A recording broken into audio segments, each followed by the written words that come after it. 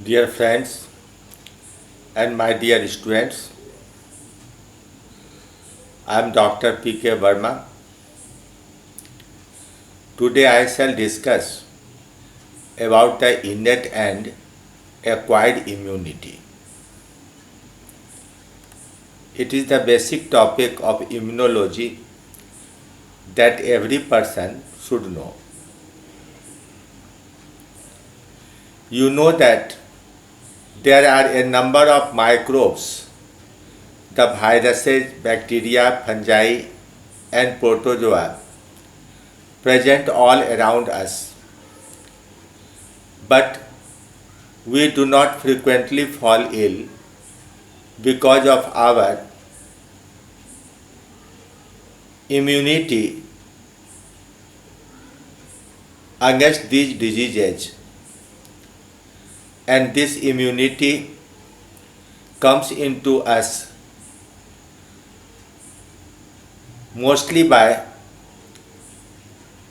birth because of our anatomy and the general physiology by which we can defend our body from the infections of these diseases.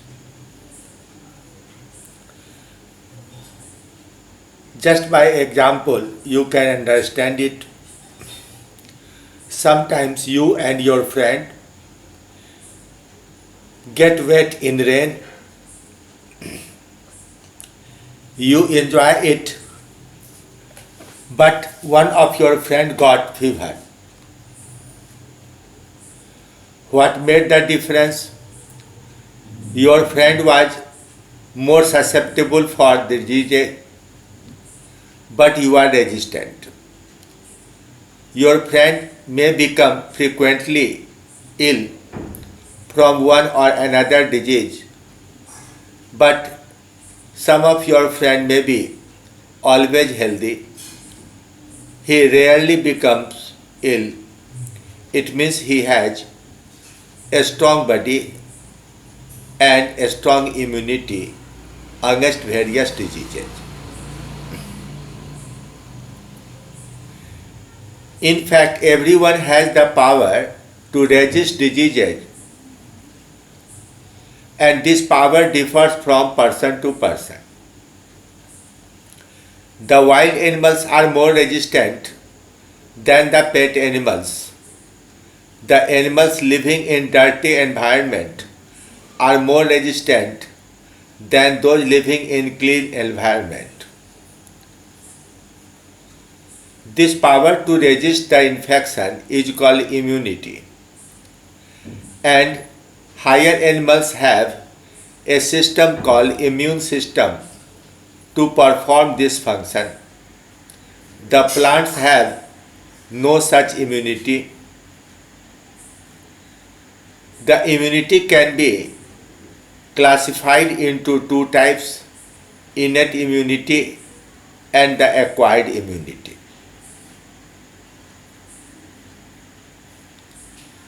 So we have to discuss about the innate immunity, that is immunity developed by birth. It is non-specific, not against any one infection, but it is against most of the infections. That is, it is inherited character of the organism. It provides barrier against the entry of pathogen as well as against their survival and proliferation.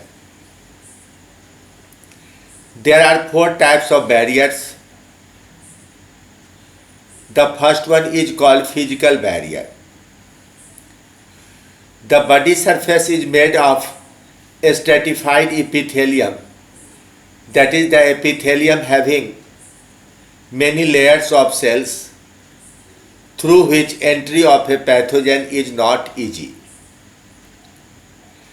Many dry surfaces are cornified and wet surfaces are mucus coated to protect the body. Such epithelium is present not only in skin but also in the lining of buccal cavity, nasal chambers, and outer part of female genital system, through which infections can occur more easily. Whenever a bacterium infects lungs or alimentary canal, mucus secretion increases and prevents free movement of the pathogen as well as remove them away from the surface. It is why you get cough and mucus filled stool. You can see their presence in the mucus. The second one is the physiological barrier. In our saliva and tear, there are antibacterial enzymes such as the lysozyme that can dissolve bacterial cell wall and kill them. In the stomach, hydrochloric acid is secreted, and in vagina, lactic acid is secreted.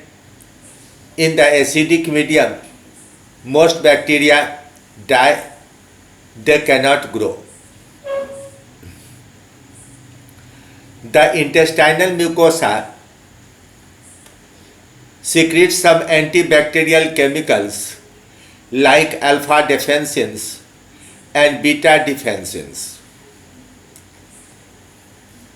These are small polypeptides. In addition to them, cathelicidins, protigrins, granulolysin, histatin, and secretory leukoprotease inhibitor SLPI also are formed. All these chemicals form the physiological barriers against the pathogen. Now the third barrier is cellular barrier. In our blood, some WBC are amoeboid and phagocytic, such as the neutrophils and monocytes. These are polymorphonuclear leukocytes, PM and L. In connective tissue also there are macrophages, the mast cells and dust cells with phagocytic activities. They can engulf germs and other foreign particles and digest them with the help of their lysosomal enzymes and the peroxisomes. They use lysosomal enzymes as well as peroxidase enzyme to destroy the germ as well as the antigens. There are some natural killer cells also for killing the viral particles and antigens. The NK cells are particularly active against herpes virus and Listeria monocytogenes. Interferon, INF alpha beta and interleukin IL-12 are capable of increasing activity of these natural killer cells.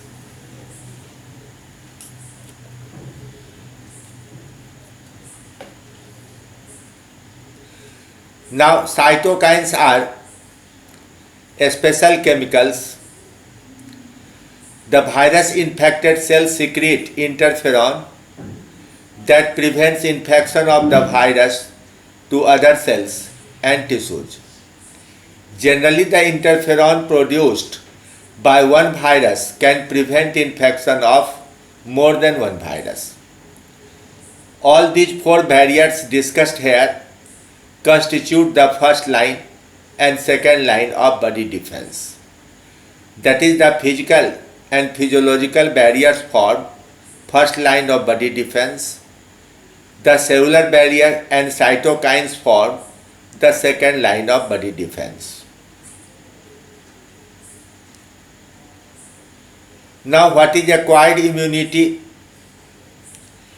Acquired immunity usually develops following a natural or artificial stimulation of the antibody producing mechanism.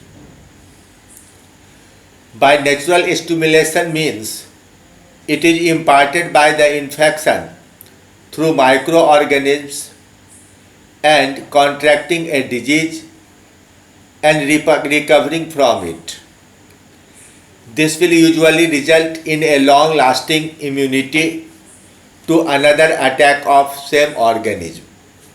That is, once a person becomes exposed to a microbial infection, within 3 or 4 days, he or she starts producing antibodies against that pathogen. And because the system itself can produce antibody, it kills the infection and becomes ready to resist infection for a longer period. It reflects presence of functional immune response that is capable of specifically reorganizing and selecting, eliminating foreign antigens of microbial or tissue origin. Immunity is developed artificially by vaccination, that is, a small amount of antigen or the killed virus itself or attenuated virus is injected with almost no effect, no side effect on the body, and the individual makes antibody against that infectious agent.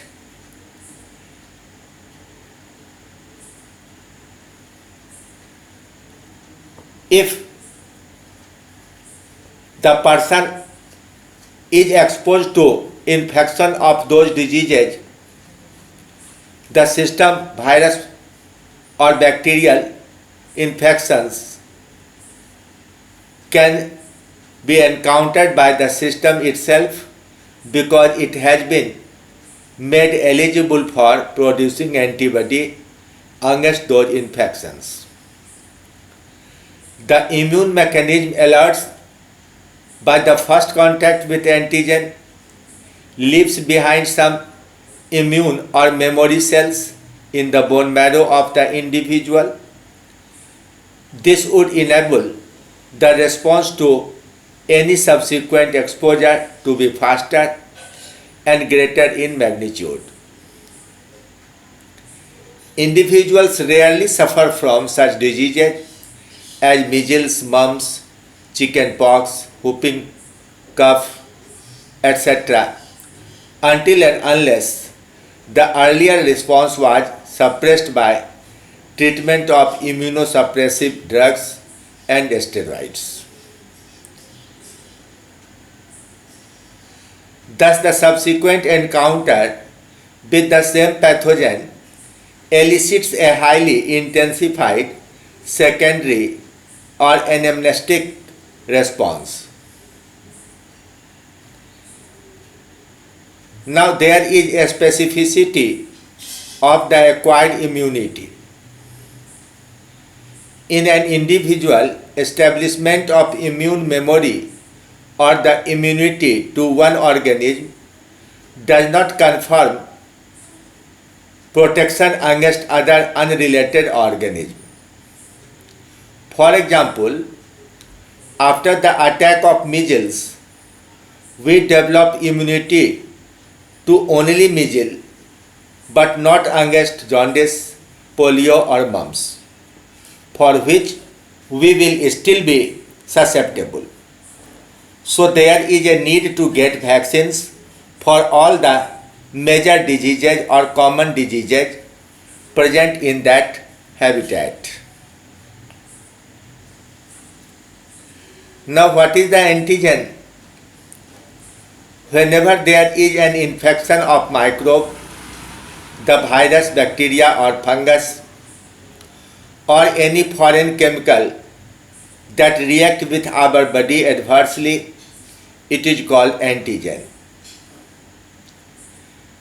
The homopolymers of glucose, lipids, RNA and DNA are poor antigens, but heteropolymers of glucose and polypeptides are powerful antigens. On the surface of antigens are regions called antigenic determinants that fit and bind to receptor molecules of the complementary structure on the surface of the lymphocytes. Each antigen typically has many epitopes or the antigenic determinants.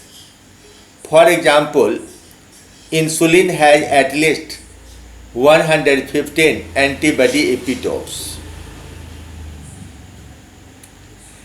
Nearly the entire surface of an antigen presents many overlapping domains that antibodies can discriminate as distinct epitope.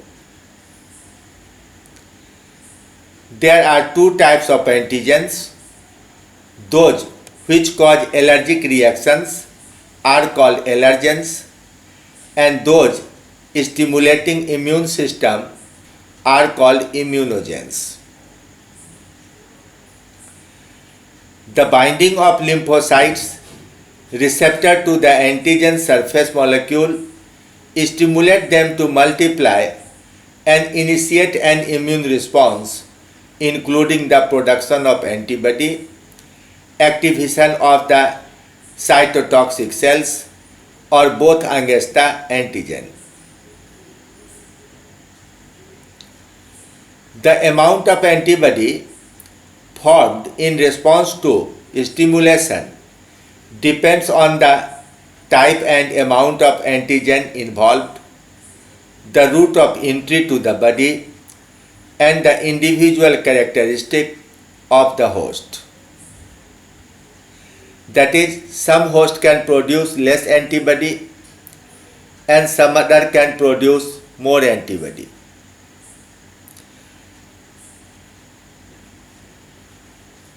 What is the antibody?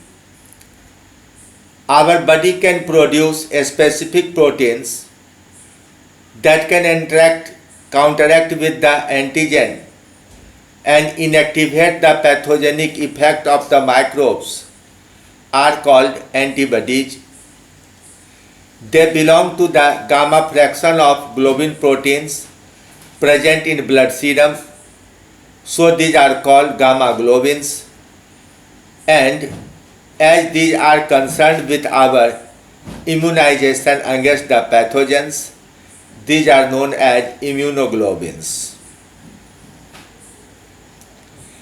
In 1950s, Porter and Edelman discovered the basic structure of immunoglobulin molecules.